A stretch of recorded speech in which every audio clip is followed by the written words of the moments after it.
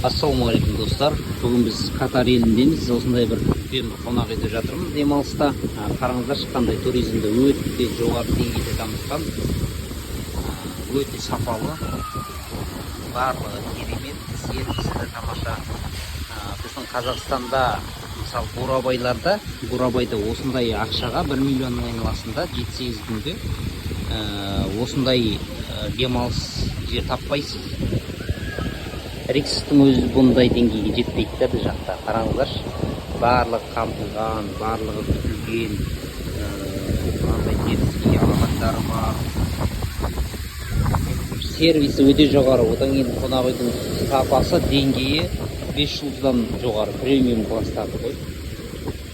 Егер біз осындай деңгейде тарихи туризмді дамытсақ, осындай қандай тамаша болады біздің Қазақстанға.